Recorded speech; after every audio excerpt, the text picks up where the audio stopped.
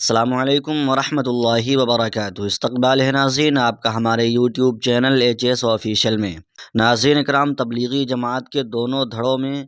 خون ریزی، تصادم، ایک لمحے فکریہ۔ 2 دن پہلے مورخہ 17 دسمبر کو ٹونگی اجتماع گاہ بنگلہ دیش میں جماعت تبلیغ کے دونوں دھڑوں کے درمیان جو خون ریزی تصادم ہوا ہے، جس میں کم از کم 3 افراد جاں بحق ہیں اور درجنوں شدید زخمی ہیں، وہ جماعت کی تاریخ کا بدترین اور سیاہ ترین باب ہے۔ وہ جماعت جو اللہ کی طرف دعوت اور اصلاح امت کا علم لے کر وجود میں آئی تھی، اور جس جماعت کے بارے میں یہ تصور عام تھا کہ ان کو زمین کے نیچے اور آسمان کے اوپر سے ہی مطلب رہتا ہے، اور جس جماعت کے افراد نے واقعی بے نظیر جانی مالی قربانیاں پیش کی تھیں، اور جس کے بانیان اور سلف نے پوری دنیا میں مجاہدات، قربانی اور اخلاص کی ناقابل یقین تاریخ رقم کی،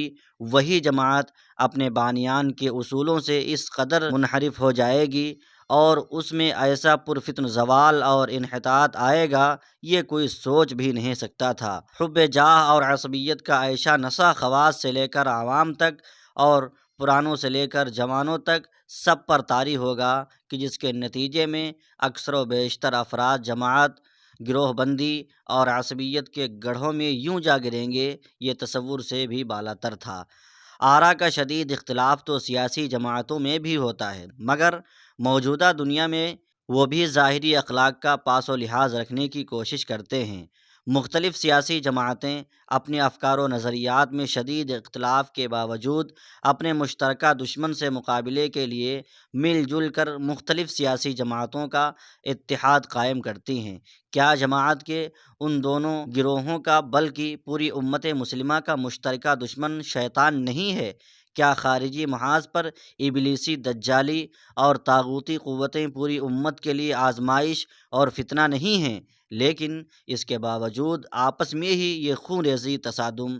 مجھے تحقیق کے ساتھ یہ بات نہیں معلوم کہ اس تصادم میں زیادتی کس جانب سے ہوئی تھی، لیکن مجھے اتنا ضرور معلوم ہے کہ اگر کسی ایک جانب کے بھی اکابر و اصاغر تواضع، عجز و انکساری کا راستہ اختیار فرماتے اور صبر و سکوت کے ساتھ اپنی حب جاہ کو قربان کرتے تو شاید یہ نوبت نہ آتی۔ واقعہ یہ ہے کہ ان بدترین حالات کی ذمہ داری سب سے زیادہ ان مخصوص مشیروں پر عائد ہوتی ہے جو دونوں طرف کے ذمہ داران کے متملقین ہیں، جو سامنے بیٹھتے ہیں تو دینی، ایمانی اور بظاہر اخلاقی گفتگو کرتے ہیں، جن کے تقاریر اور ہدایات میں تو اکرام مسلم اور اخلاص نیت کا تکرار ہوتا ہے، مگر وہی مشیر جب اپنے ماتحتوں کے درمیان ہوتے ہیں اور قابل اعتماد چھوٹوں کے ساتھ اعلانیہ یا کبھی خفیہ مشاورات کرتے ہیں یا اسی قسم کے مجمع میں بیانات دیتے ہیں، تو ایسی جارحانہ گفتگو کرتے ہیں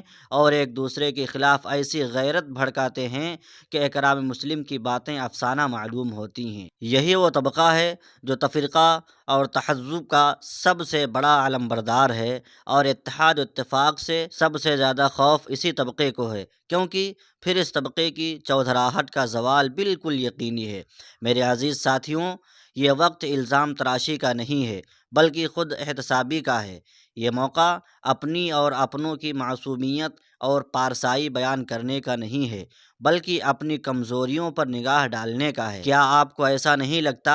کہ افراد جماعت کا یہ تکبر پاش پاش ہو گیا کہ ان کی جماعت سب سے زیادہ مصلح سیاست اور ہنگاموں سے مجتنب جماعت ہے؟ ذرا یاد کیجئے کہ اسلاف جماعت کن عظیم جذبات کے ساتھ اجتماعات اور خروج کی محنت کرتے تھے، اور اب ان محنتوں کے پیچھے کس قدر مذموم اور حقیر جذبات موجود ہوتے ہیں۔ بعض اہل علم کی یہ تحقیق درست معلوم ہوتی ہے کہ کسی بھی تجدیدی کام کی افادیت بنص حدیث 1 صدی تک باقی رہتی ہے، پھر زوال و انحطاط کا دور شروع ہوتا ہے۔ اس کے بعد بھیڑ تو ہو سکتی ہے، جاہلانہ دعوے تو ہو سکتے ہیں، خانہ پوری اور اعداد و شمار کی بہتات تو ہو سکتی ہے، جو احمقوں اور جاہلوں کے نزدیک تو اعتبار، اعزاز اور افتخار کا مقام ہے، مگر اہل علم و دانش اور مخلصین کے نزدیک نہ تو یہ جم غفیر حجت ہے اور نہ ہی اس کی دینی و شرعی کوئی حیثیت ہے۔